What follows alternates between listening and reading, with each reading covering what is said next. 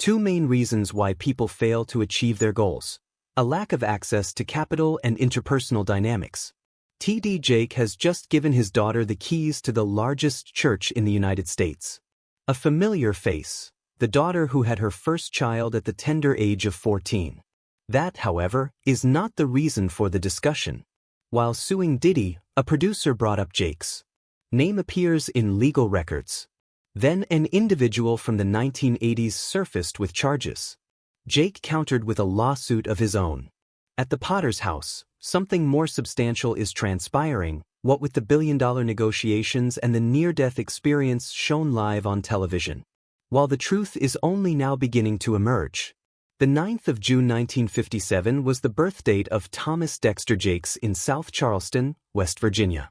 Ernest Jakes, Sr., his father, owned a little cleaning service. Odith, his mother, was an educator. Life was never easy, no matter how hard they worked. Out of 3 siblings, Thomas sat at the very bottom. Racism and hardship were daily realities in their impoverished black neighborhood. Funds were limited. Rare was the opportunity. However, under that strain, a formidable force was coming into existence. His parents instilled in him the values of perseverance, self-confidence, and hard work.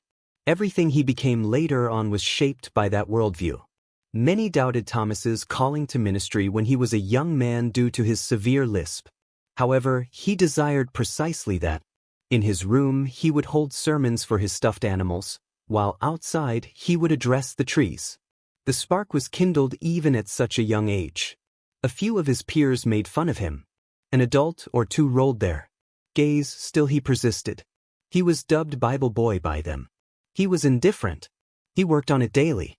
He practiced his speech often, trying to mimic the delivery of the preachers he heard in church. Talking was not all he wanted. It was his goal to inspire others. His early ardors served as his shield. After that, things took a turn. Slowly stealing away a loved one, Thomas's father suffered from kidney failure when he was 10 years old.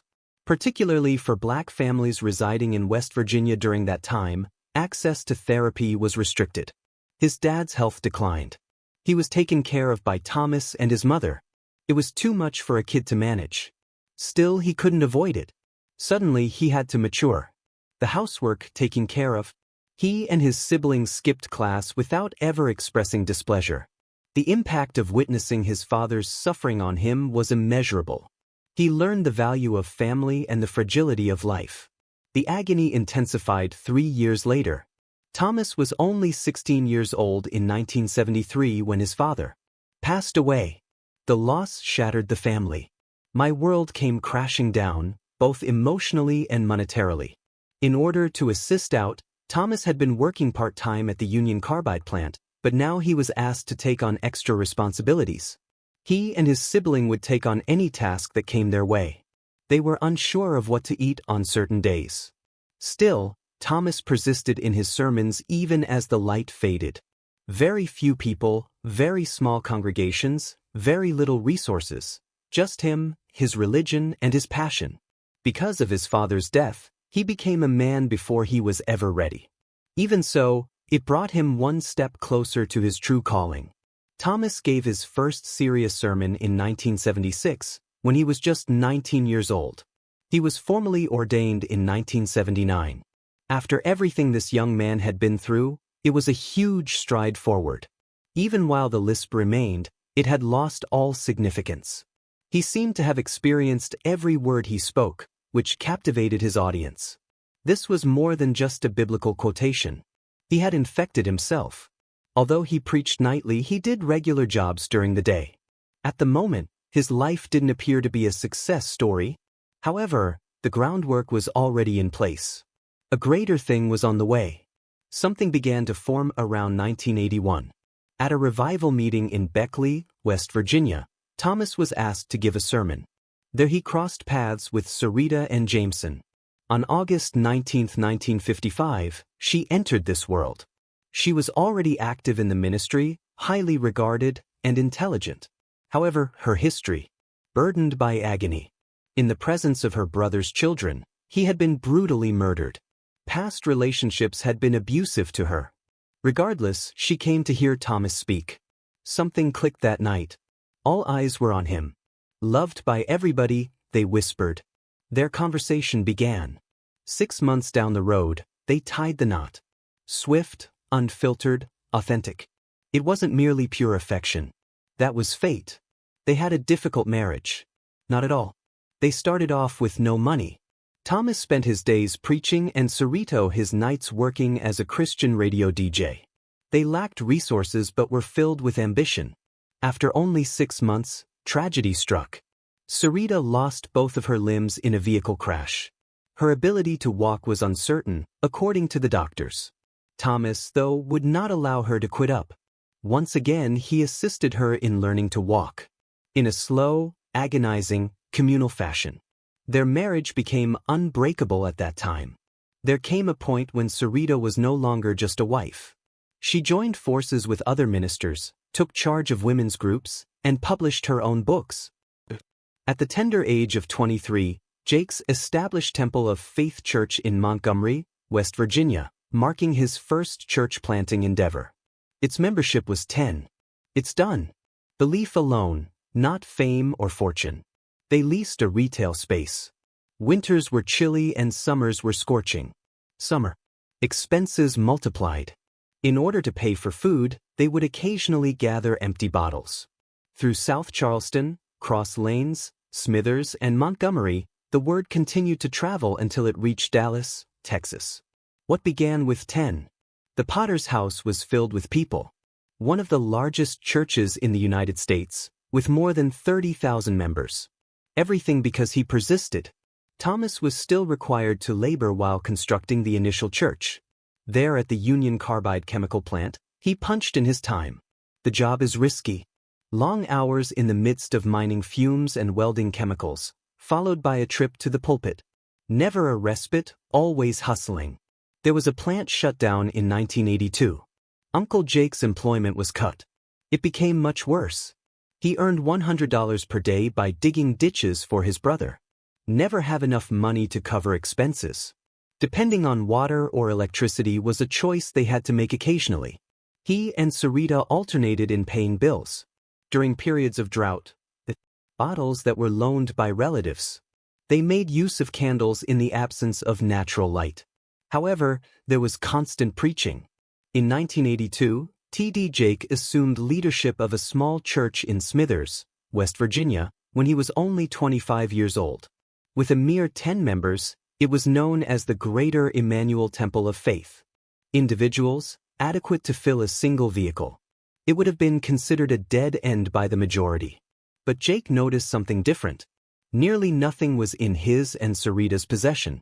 And thus, by use of words put into writing and by means of prayer. She was so dedicated that she worked late nights as a radio host who plays Christian music simply to keep the lights on. But Jake persisted in preaching despite his limited resources. Known as Bible Boy, when he was a youngster, he would pretend to preach to imagined congregations. At last, he was preaching to actual humans, spirits in need of salvation. In a chilly, suffering community, the church stood. However, Jake chose not to highlight the poverty. Prospects were there for him to find. The inaugural church conference he organized was in 1983. Its name was Return to the Bible. 80 persons turned up. The church had grown 8-fold in size. That his message could go beyond Smithers was the initial indication. Jake dabbled in something daring that same year. He shelled out $45 for a 30-minute radio feature and has their new show, Back to the Bible, up and running. A huge risk was involved. He had faith in the potential of the radio waves, even if his church couldn't afford it. Even in remote areas where no preacher had ventured before, his voice began to reverberate. People who listened linked. As soon as possible, he spoke with authority and compassion. Whoever had preached to a congregation of 10 now had hundreds listening. Everything shifted after that one radio show. He gained notoriety and a platform as a result. They eagerly awaited the weekly update. Additionally, it laid the groundwork for the subsequent events. Jake realized he needed to expand his ministry outside his storefront church by 1988. His decision to join the Pentecostal group Higher Ground, Always Abounding Assemblies was made at that time. The person in charge of it. Through Bishop Sherman Watkins, who fathered and mentored Jake in a short amount of time. Watkins had begun with a mere 11 individuals. Something about Jake brought up memories of his own adventure. Jake gained more than only a title when he joined this organization. He gained more followers, more resources, and more backing as a result. They preached the same message he did, that common people might serve a great God. Thanks to this new connection, Jake was able to collaborate with others. A support system, an ally, and an avenue to greater things were all at his fingertips. After then, the dance steps were taken. When Jake's church in Smithers needed a new location in 1990, he chose South Charleston, West Virginia. Though it was a tiny metropolis, it was substantially bigger than his starting point. From 100 or so, the congregation swelled to 300. Jake was not one to preach superficial ease. People who were wounded, addicted, or forgotten were the ones he spoke to. Another daring step was taken by him by 1993. Now is the moment to change lanes. A middle-class suburb of primarily white people. Such a step by a black Pentecostal minister was unprecedented. Even so, it produced the desired result. More than 2,100 people joined his church, with 40% being white. It was incredibly unusual, almost shocking. However, it validated. Without compromising his message, Jake was able to transcend racial and economic boundaries. Jake had already made a significant move in 1987 before to these events. He was ordained into Bishop Rick's ministry at the tender age of 30. It was a formality. He was touched in the Charleston Civic Center by Quander L. Wilson. He received more than simply a new title at the occasion. It elevated him to a position of prominence and allowed him to oversee additional churches. He had demonstrated his worth by way of enthusiasm and dogged pursuit. The church now took notice, elevating it to a position of authority. All of it altered once again in 1993. Trinity Broadcasting Network's weekly TV broadcast was begun by Jake. We referred to it as the Potter's Touch. His sermons were suddenly no longer contained in a single room. Millions of households had it. His words started getting out to people all around the globe. He spoke in a way that was honest, passionate, and unfiltered. He relocated to Dallas, Texas, just 3 years later so he could stay up with the expansion. At that point, more than 100 nations were airing his show. This had evolved into more than a ministry. A shift had occurred. He took yet another major step forward in 1994. He was able to reach black viewers, who never saw religious figures like him on network television, through his partnership with Black Entertainment Television, BET. Airing sermons wasn't all he did. A perfect fit was achieved through his hands. Respect, wealth, and dignity were some of the topics he covered. Life as a father, mending, and just getting by. Millions of people in Europe, Africa, the Caribbean, and the United States received these messages.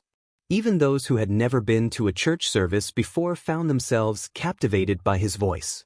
Not to be outdone by that year, he also started an area reserved only for males. In Detroit, the first one was held. A multitude of thousands showed up. I felt exposed, honest, and unprotected. Jake reassured guys that it was normal to experience pain, to cry, and to recover. The gathering continued, growing. One Dallas event drew more than 9,000 guys by 2011. There had been about 150,000 males who had come through since the start. Some came from Italy by plane. He could be heard all the way across the room. Jake took a different chance in 1995. His business venture, TDJ Enterprises, was born. It was more than just a company. A vision it was. He used it to release records of music, books, and cinema. His debut feature, Woman, Thou Art Loose, was a commercial success. Popular in 2004. Heaven is for Real, 2014, and Jumping the Broom, 2011, followed. Worldwide, his books sold more than 20 million copies. Nearly $400 million was brought in by TDJ Enterprises, according to Black Enterprise. His role extended beyond that of no longer a pastor. He possessed immense authority as a publisher and producer. He went so far as to build a school in Dallas and a housing complex for $150 million. Get Ready was Jake's show from 1995 to 1996. It was broadcast on both television and radio. It had live calls, music, interviews, and sermons all rolled into one.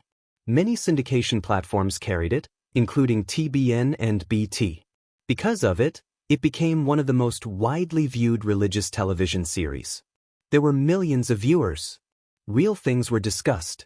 Jake never shied away from discussing his struggles with addiction, domestic violence, financial difficulties, and broken households. He did more than simply deliver sermons. To those who were suffering, he spoke. Optimism was his gift, the reason they should continue. Moving forward, very few pastors had the guts to do what tdjakes did in 1996.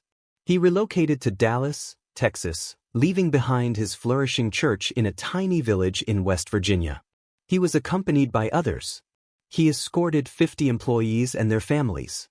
It wasn't only a maneuver. The task seemed daunting. He constructed an enormous structure on a mountaintop that was 34 acres in size. The House of the Potter. He had a goal of tens of thousands of members in Dallas, but his previous congregation had just about 1,000. Along with offices, a 5,000-seat auditorium, and expansion space, the new campus expanded rapidly. They had constructed a new sanctuary by the year 2000. It was 191,000 square feet, had seating for more than 7,600 people, and was equipped with state-of-the-art equipment. It took them only 4 years to pay it off. The momentum gained steam at that rate. A sense of monumental occasion pervaded even the inaugural Potter's House service. The turnout was over 2,000 individuals. Despite being in an unfamiliar place, a church and a city, they continued to come. In quite a short amount of time, they had secured. Each Sunday, there are 3 services. More than 23,000 individuals were attending each week by August 2000. The once fanciful idea has become a phenomenon. The Potter's House expanded exponentially, an all-time high of over 30,000. According to Outreach magazine, it is one of the largest churches in the nation. In 2018, CBS News ranked it as the 25th biggest megachurch in the United States, with more than 16,000 attendees per week. Up to 70,000 people watched the special activities online. Well, it wasn't only a church. It started a trend. The people were what made it unique. Almost half of the worshippers were men. It was intentional, albeit the number was unusual for a church, especially one serving a minority population. Not your average house, Potter's House. People from many walks of life were able to come together because of it. Members of the working class, families without homes, ex-offenders, and professionals. Jake ensured that everyone felt like they belonged. His workforce. Thousands upon thousands of men started showing up to conferences. All genders, races, and socioeconomic classes heard his message. Hurricane Katrina followed. By 2005, more than one. There were 800 fatalities and millions of people displaced. Jake was not a spectator. He accompanied President George W. Bush on his trip to Louisiana. With Jake's support, Bush formally acknowledged the Armies of Compassion on September 5. The president was pushed by Jake. In order to tackle poverty head-on, he was no longer only lecturing. He was an advisor to the president. Jake was also there for Barack Obama's inauguration on January 20, 2009. He went out with a few of people that morning. Clergy for a quiet time of prayer at St. John the Baptist Church. A stunning moment unfolded in silence. Along with other religious leaders, he stood by Joel Hunter's side as they prayed for the nation's first black president. Being a pastor wasn't enough for him that day. He represented the pinnacle of spiritual leadership. However, Jake continued beyond the pulpit. The Metropolitan Area Development Corporation was established by him in 1998. It aided homebuyers, provided youth with mentors, and gave optimism to communities that are suffering. In addition, he established the Clay Academy, an institution dedicated to uplifting communities through education. For the forgotten, these broadcasts were more than just entertainment. They were a means of survival. Faith, in Jake's view, ought to motivate deeds. Television followed. His 2009 syndicated talk show was co-hosted by Dr. Phil and CBS. Expectations were high and famous people were involved. Unfortunately, the program was never broadcast. It was a time when, unstable, leading to the project's demise. That would have been enough to make most people give up, but Jake gave it another go in 2015. The TD program debuted in 4 cities before expanding to 50 markets this time around. Inspiration, interviews with famous people, and advice for improving one's own life were all woven together. As of March 2017, however, it has cancelled. Poor reviews. Oprah Winfrey's network, however, took it up, providing him with a fresh venue from which to spread his message. At the same time, his family was developing into its own ministry. They were married. Sarita brought up 5 kids: Thomas Jr., Jamar, Sarah, Cora, and Jermaine. Ministry is a part of their lives. Whereas, can you say the same? I bet most megachurch pastors can't. Preachers and writers, Sarah and Cora rose to prominence. But different people work in the media and operations. Their father wasn't the only one they were trailing. In the same endeavor, they were forging separate roads. The narrative told by Sarah is quite moving. On July 17, 1988, she entered this world. She was only 14 years old when gave birth to a child. It had the potential to ruin her future. It ended up being her message instead.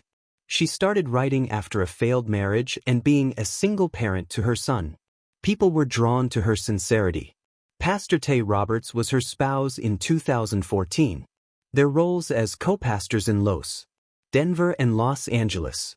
Sarah and Tay took over as directors of the Dallas Potter's House in April 2025. She went through a remarkable journey, going from being a teen mother to becoming a megachurch leader. Next, we have Cora. Even as a little girl, she fantasized about, bore a son to Jeremiah. Polycystic ovarian syndrome, which impacts around 5 million women in the United States, was identified when she was 22 years old. Reproductive specialists warned her that she may never conceive. That was devastating. Her mood plummeted, yet the woman persisted. She started the blog Fertility Faith to encourage other ladies going through the same thing.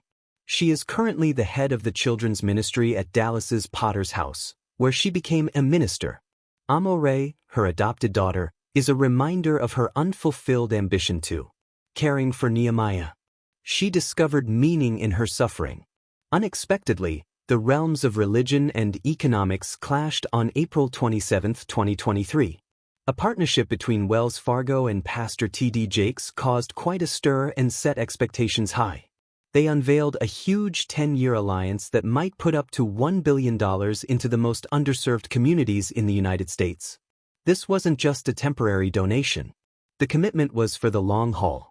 $1 billion in investments, grants, and loans, all with the goal of improving people's lives in areas that large banks tend to overlook. Jake brought in all the weight of his empire, not just his name. TDJ Enterprises, the TD Jake Foundation, and TD Jake Real Estate Ventures. Charlie Scharf, CEO of Wells Fargo, was forthright as well. He insisted this was an ongoing financial commitment. Collaboratively creating lasting influence and genuine equity was the goal. It wasn't as simple as writing checks. The rules were being rewritten. 2 years later, in 2024 and 2025, that $1 million pledge began to materialize into a plan of action.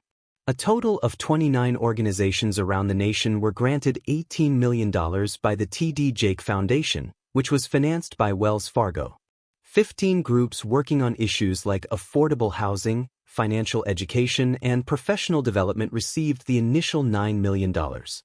Announcement of the next $9 million, which will support 13 further groups, was made in April 2025. Financial inclusion and job readiness were the focal points of this cycle. A few of the donations were enormous. Paul Quinn College, Morehouse College, and WI University all received $1. 50 million. New housing, campus enhancements, and mental health services were funded by it. The Lightship Foundation received $500,000 to support business owners. The identical sum was given to Power 52 Foundation for Clean Energy Literacy Training. Megher also managed to secure $500,000 to combat food insecurity. They weren't merely gifts either. These investments were intentionally made to facilitate change. According to Kelly Cornish, the foundation CEO, the greatest, keeping the mission going wasn't all this was. It was a courageous move to seize the chance. Jake was the subject of one type of headline, one that lauded his community work, and another that drew controversy to his name. At the beginning of, the media went ballistic in 2024 over a federal case that Sha Diddy was named in. Producer Rodney Lil Rod Jones sued Combs, accusing him of sex trafficking, drug use, sexual harassment, and other major crimes. Even though Jakes was never officially implicated, rumors about him circulated. After facing a rape and abuse case from Cassie Ventura, the lawsuit asserted that Combs intended to utilize his relationship with Jake to repair his public image. The one appearance of Jake's name was sufficient. News outlets were aglow. Consensus broke out in the online theories community. Many were curious as to the nature of the true relationship. The mere mention of Jake sparked an incessant commotion, despite his lack of official connection with the case. Things soon became much more chaotic. Pastor Dwayne Youngblood, who had a criminal record for sex offenses, embarked on a web-based discussion forum, and he asserted that Jake had attempted sexual assault on him in the 1980s. He claimed it occurred between the ages of 18 and 19. Youngblood claims that Jake hugged him in an inappropriate way and attempted to kiss him. These assertions were spread over the web in the blink of an eye. Jake was also sent with a letter by Youngblood, via his attorney, threatening to sue unless $6 million was paid. Quick action was taken by Jake's legal team. Their term for it was extortion. The individual in question, known as Youngblood, has a prior conviction from 2008 and another from attempting to restore his own tarnished reputation after serving time in 2014 for offenses involving juveniles. They characterized the claims as baseless, premeditated, and hostile. A month down the road, Jake got even. He went to federal court on November 25, 2024, to sue for defamation.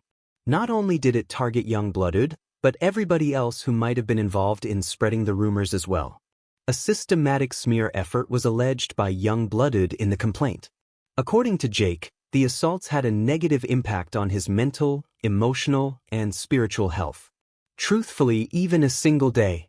Something horrible occurred prior to suing. Midway through his live sermon at Dallas's Potter's House on November 24, 2024, Bishop tdjakes passed out. Personally, thousands of people were observing. On the internet, thousands more were observing. His voice quivered as he drew near the conclusion of the hour-long message. He accidentally let go of the microphone. After slouching onto a stool, he collapsed to the floor. It appeared to be fatigue initially, but that was incorrect. In front of the camera, Jake had a huge heart attack. Shares of the video quickly multiplied. Parishioners hurried to lend a hand. First responders were alerted. The anarchy unfolded before the eyes of viewers from every corner of the globe. Doctors later informed Jake that he had been on the verge of death. As far as, on their part, he was down to his final 5 minutes. Just a quick question. He probably wouldn't have survived had he gotten to the hospital any later. He had no blood reaching his right side due to the clot. A portion of his heart had ceased to beat. Just one. Adrenaline was the only thing that kept him going throughout the sermon. His body gave out the moment he sat down. As a matter of fact, he was preaching from an empty heart. His life was irrevocably altered by what followed. On the verge of death, Jake recounted. Prior knowledge. It seemed as if he were to leave his body, he claimed. It was a peaceful scene, white clouds, no sound, no movement. He informed her that she was leaving. There was total stillness for him, even while the world around him was in utter disarray. He went on to describe it as a spiritual awakening that helped him prioritize his life's work, and a privilege. A life-altering choice was forced upon him at that very time. Jake announced it to his entire congregation on April 27, 2025. He made the announcement that Sarah Jakes, his daughter, The position of senior pastor would be assumed by Roberts and her husband, Tay Roberts. There was no ordinary church like the Potter's house. There were more than 30,000 members and millions more who watched online, making it a global superpower. A new age was about to begin. As Jake has already stated this, retiring wasn't it. This remains unchanged. A new beginning. According to him, he has no plans to completely leave the pulpit. His preaching, leading, and guiding would continue unabated. However, on a constant basis. Sarah and Tay would now take the lead.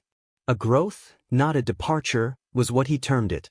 This change had simmered for a long time. Tay and Sarah uprooted their lives in 2022 and settled in Dallas. In 2023, they had advanced to the position of assistant pastor. Getting ready for this very second. With the goal of uplifting women all across the globe, Sarah had already established her own movement, Women Evolve. The next step was to pass the baton. Megachurches seldom undergo such a transformation. Alterations often occur unexpectedly or following scandal, but Jake has meticulously arranged every aspect. A clear view was provided. It was intentional. It evoked strong feelings.